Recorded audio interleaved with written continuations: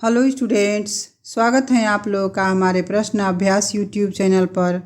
आज हम लोग बिहार स्टेट की तैयारी को आगे बढ़ाते हुए प्रैक्टिस सेट 3 को हल करेंगे। तो चलिए अब शुरू करते हैं आज का पहला प्रश्न। मुकेश पढ़ता है किस प्रकार का वाक्य है? मुकेश पढ़ता है सरल वाक्य है। अगला प्रश्न है, कृदंत प्रत्यय किन शब्दों के साथ जुड़ते हैं? कृदंत प्रत्यय क्रिया के साथ जुड़ते हैं। प्रश्न नंबर 3 देखते हैं, निम्नलिखित में से कौन सा वाक्य शुद्ध है? इनमें से शुद्ध वाक्य है ऑप्शन बी, मुझे ईश्वर पर विश्वास है। अगला प्रश्न है, पराक्रम का विलोम शब्द है। पराक्रम का विलोम शब्द भीरुता है। प्रश्न नंबर 5 देखते हैं, वह कौन सा व्यक्ति है जिसने जवाहरलाल नेहरू का नाम न सुना हो? किस प्रकार का वाक्य है? यह मिश्र वाक्य है। अगला प्रश्न देखते हैं, तुम यह काम मत करो किस तरह का वाक्य है? तुम यह काम मत करो निषेधवाचक वाक्य है। प्रश्न नंबर 7 देखते हैं, अर्थ के आधार पर वाक्य के कितने भेद होते हैं? अर्थ के आधार पर वाक्य के 8 भेद होते हैं। प्रश्न नंबर 8 है, निम्नलिखित में कौन सा संयुक्त वाक्य है? इनमें से संयुक्त वाक्य नारायण धनी है परंतु कंजूस हैं संयुक्त वाक्य हैं। अगला प्रश्न है, आजन्म में कौन सा समास है? आजन्म में अव्ययी भाव समास है। प्रश्न नंबर 10 देखते हैं, इनमें से कौन सा शब्द तत्सम नहीं है? इनमें से तत्सम शब्द भालू नहीं है। अगला प्रश्न है, तिरंगा में कौन सा समास है? तिरंगा में द्विगु समास है। प्रश्न नंबर 12 देखते हैं, पल पल जिसके मैं पंथ को देखती थी, निस दिन जिसके ध्यान में थी बिताती, इसमें छंद हैं, इसमें मालिनी छंद हैं। अगला प्रश्न है, मुझे किस प्रकार का सर्वनाम है? मुझे उत्तम पुरुष सर्वनाम है। अगला प्रश्न है, जिस समास के दोनों पद अप्रधान होते हैं वहाँ पर कौन सा समास है? जिसमें दोनों पद अप्रधान, वो बहुब्रीहि समास है। अगला प्रश्न है, जिसके सिर पर चंद्र हो के लिए उपयुक्त शब्द हैं। इसका सही उत्तर ऑप्शन बी, चंद्रशेखर हैं। प्रश्न नंबर 16 देखते हैं, अगर मगर करना मुहावरा का अर्थ है। अगर मगर करना मुहावरा का अर्थ बहाने बनाना है।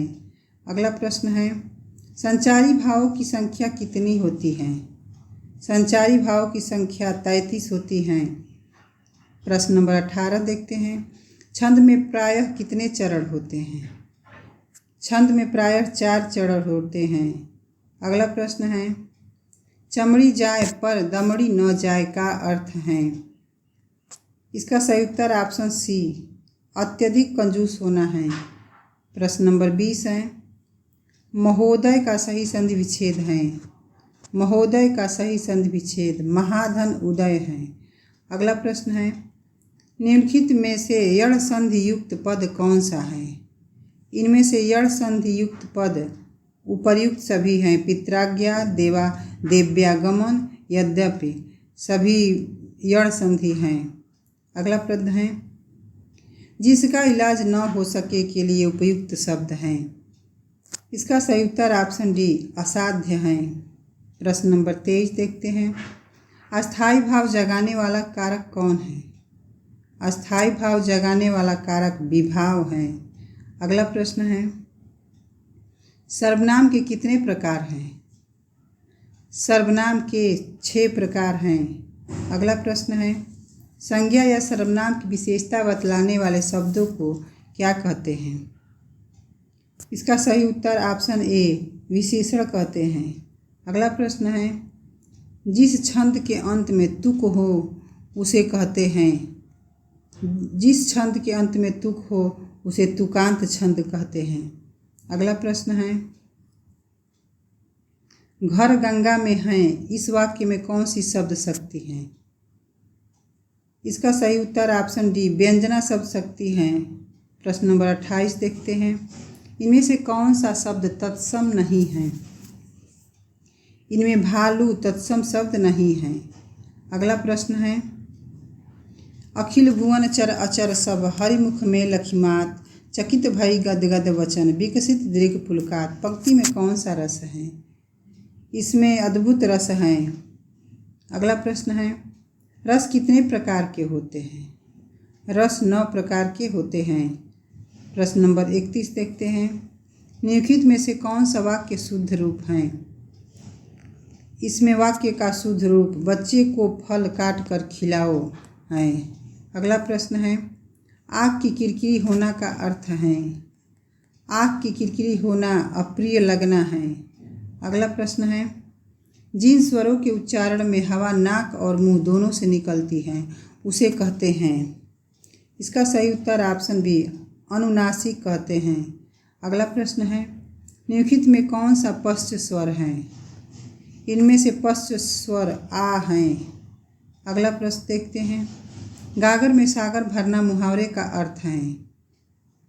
इसका सही उत्तर ऑप्शन सी थोड़े में बहुत कहना है। प्रश्न नंबर 36 देखते हैं, अंतड़ियों में बल पड़ना मुहावरा का अर्थ है। इसका सही उत्तर ऑप्शन बी हंसते हंसते पेट में पीड़ा हो जाना है। प्रश्न नंबर 37 देखते हैं, इनमें से किस वाक्य में कर्तृवाच्य हैं? इसका सही उत्तर ऑप्शन डी उपर्युक्त सभी। राम ने दूध पिया, सीता गाती है, मैं स्कूल गया, इसमें कर्तृवाच्य हैं। अगला प्रश्न है, विशेषण के कितने प्रकार हैं? विशेषण के 4 प्रकार हैं। प्रश्न नंबर 39 देखते हैं, आलस्य का विशेषण क्या है? आलस्य का विशेषण आलसी होगा। प्रश्न नंबर 40 देखते हैं, जो बहुत बोलता है उसे कहते हैं। जो बहुत बोलता है उसे वाचाल कहते हैं। अगला प्रश्न है, वाच्य कितने प्रकार के होते हैं? वाच्य 3 प्रकार के होते हैं। प्रश्न नंबर 42 देखते हैं, व्यास का विलोम शब्द है। व्यास का विलोम शब्द समास हैं।